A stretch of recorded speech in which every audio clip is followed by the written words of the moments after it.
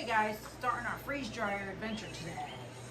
So far I have some peppers that I picked from the garden. You see I have room for a little bit more. Lots of leftovers from our party on the 4th of July. So I have chili, I have a breakfast casserole, I have pasta salad. This is just my bread from breadcrumbs, all the ends and the bread from what I make.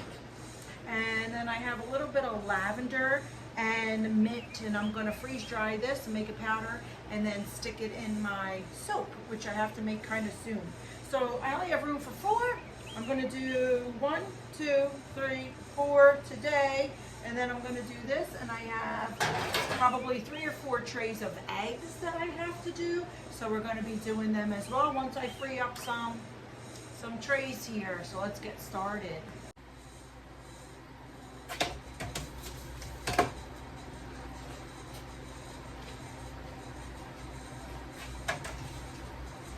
Oh no, I gotta chip this one up a little bit more. I had froze it this way, so it was like already frozen before I put it in there.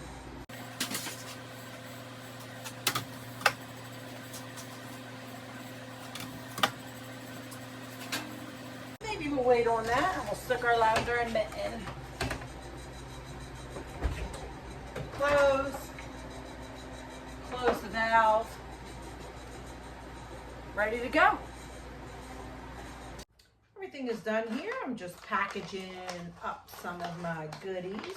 I am going to be taking these camping when we go on our camping trip. I want to do more meals though. So like this will be a breakfast, this will be a side dish, but I'm looking for more meals so that all I have to do is add water and go, because a lot of the days will be travel days, so you don't want to have to be cooking a whole lot. Now I put an oxygen absorber in my Mylar bag. I will seal it up. This is a Ziploc bag, which is nice, so I don't have to use, once I open it, I don't have to use all the peppers. Now, what took a little while is this pasta salad here, and I believe it is because of the oils in it that made it a little bit harder to do or longer to process. But it's done now. Like you can see, it's like, I don't know if you can see, it's like, crumbly here. But my mint and my lavender, I'm gonna stick in my little mixer here. I'm knocking everything down. I'm gonna stick it in my mixer, make a powder, and I'm gonna put that in my soap. Kind of excited about it because I've used lavender before in my soap, but like full lavender. And I believe this is gonna give it a really good smell and color. Like the mint, I can't really, oh, it does, it smells, but the lavender really smells.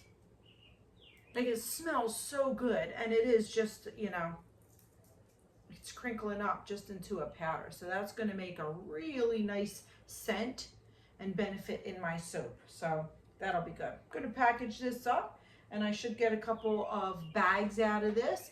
And then I'm on to making meals. I still have eggs to do, and the breadcrumbs that I had before. I think I showed you guys those. Freeze drying, I like it. Some things I still do like to can, but kind of like the freeze dryer.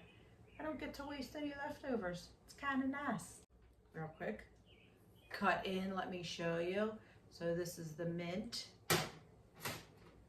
and this is the lavender. It's just what it looks like all ground up. If you had like TV smellogram, kind of like Willy Wonka, whatever had, it smells so potent in here. Pat just came in, he's like, don't be putting that in my soap, it's too smelly. But it smells so good. I'm gonna do it. I won't do all the bars because he likes plain Jane nothing, which I do too, but doing some. Hey guys, I did do the eggs, and I kind of just wanted to show you what they look like. I wound up getting 4 trays. So this is what they look like when they're freeze dried. And I am going to put them in my Ninja here to make a powder. Now, the last time I did eggs, I just kind of smooshed them up when they were in the bag. They were in the bag like this, and I just kind of went like this and smooshed it. So there were some chunks, and I was using the ratio that they say to use, which is 2 tablespoons of this to 2 tablespoons of water, and it equals 1 egg. But in doing that, it was like thick. And you would have pieces like this. Like, so you would have, I don't know if you, ooh, I just dropped it. You would have bigger pieces, and you would taste that like when you go to reconstitute it, because it wouldn't reconstitute all the way. And it was okay. It made a good omelet, but it was just very thick. So what I do now, I found the secret. I don't measure. Surprise, surprise, I'm not measuring. But I don't measure, and I just kind of make it, I put water and egg until it looks like it would look like when you scramble it. And I do that, I whip it, like use a whisk and whip it, let it sit for a little bit, and then while you're cooking, like usually I'll do it with vegetables and stuff. When I'm making scrambled eggs like this, I like to put vegetables in it. So as I'm cooking the vegetables, I let it sit, I whisk it a little bit more, let it sit again, and then whisk it again. So I whisk it like 3 times. Doesn't take long though, like maybe 5 minutes total, just to let the water seep into it and to get that fluffier feeling. I did that, and then I cooked it, and it was just like scrambled eggs, like you wouldn't even know. And maybe one day I'll do a little comparison of my regular eggs and then the scrambled eggs with this, and we'll see with eggs, real eggs, and then with these eggs, so that you guys can see. But as a reference, there's 12 eggs in each of these. I do a dozen. 2 of these will fit in 1 bag, so I could get 2 dozen in a bag. And I've already put my oxygen absorber, and I've already done the one. So I'm just going to kind of show you the other one and what it looks like. Now I do this for 2 reasons, really. And one is when I have an abundance of eggs from the chickens, I like to preserve them for when I don't get an abundance of eggs from them in, you know, the winter months. And then also for when we are camping, we're going to do more, you know, spontaneous trips, and when we do that, we want to make sure we have your breakfasts, and you don't know how long you're going to be out for, so you know, eggs only last so long. So I want to make sure I have breakfasts and the dinners, which is why I'm going to do more dinners. I just did a stuffed pepper casserole. I'm doing chicken Devon tonight, and I'm going to freeze dry that. Tomorrow I think I'm going to make gumbo, but I'm going to can that. And then there was something else that I wanted to make that I was like, oh, that would make such a great freeze-dried meal. I forget what it is, but when I make it, I'll remember. And then I'll just make extra. And the point is, like, when we were like, let's go on a trip, I could go downstairs in my totes and just grab a bunch of food.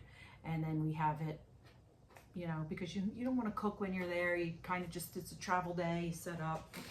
But let me show you what this looks like here.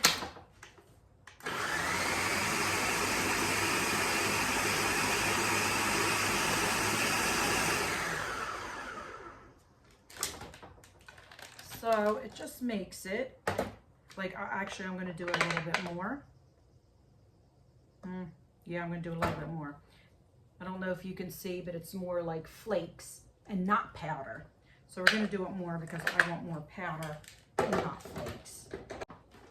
All right, let's try again.